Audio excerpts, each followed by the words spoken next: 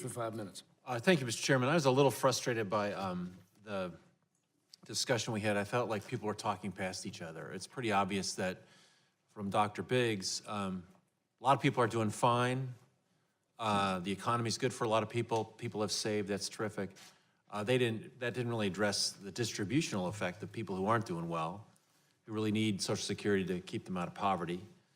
And I think what really occurred to me is that, you know, we call it an insurance plan, but really Social Security is more like a retirement plan because we pay it out to people even if they don't need it. Insurance, you call on, you pay a premium every year. You call on it when you need it. And we don't, that's really not what Social Security is, because people who don't need it, like Mr. Biggs or Dr. Biggs described, are still getting the payment, and they could adjust for that. And to me, that strikes me as an opportunity for some discussion.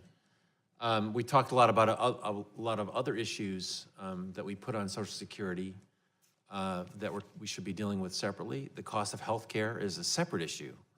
If the cost of health care was cheaper, that would certainly be good for the people that I think you're concerned about. We talked a little bit about tax policy and deficits. I mean, I got to tell you that I think that one of the saddest things we did was the tax cuts we did last year for people who didn't need them, didn't need tax cuts. We overshot the corporate tax cut by a good 4 or 5% from even what Mitt Romney and the Business Roundtable had been asking for. And then we talk about deficits here. I oppose that. I think that was unwise policy.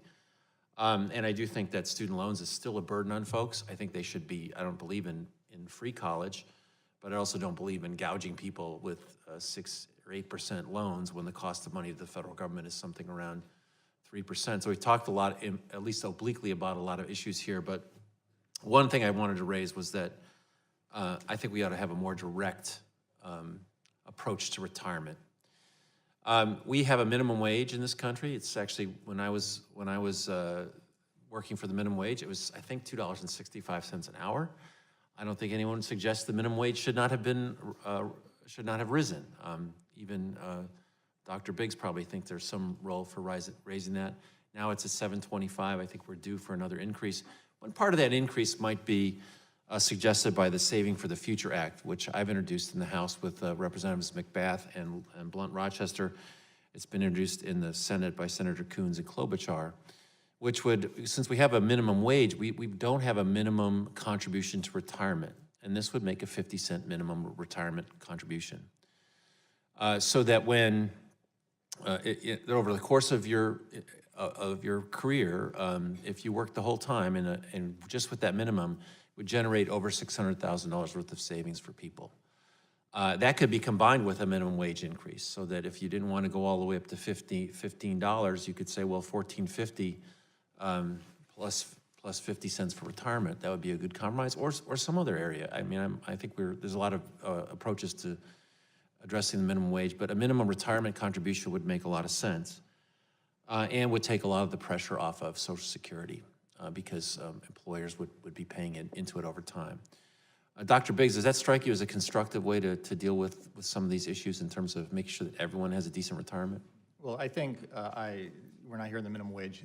The research in the minimum wage, I think, is more nuanced than many people today think it will. It won't destroy jobs, but right. You know, if you go, I live in Southern Oregon, right on the Northern California border. A $15 minimum wage in those areas would be difficult. And just to be clear, I favor the Terry Sewell's approach, which is a regional minimum wage. So in California, $15 is fine for us, but maybe it's different in rural Alabama. But as a way to get up to 15. My part of thinking about the Save for the Future Act, part of me says, oh, I don't want to have a mandate on businesses to do these certain things.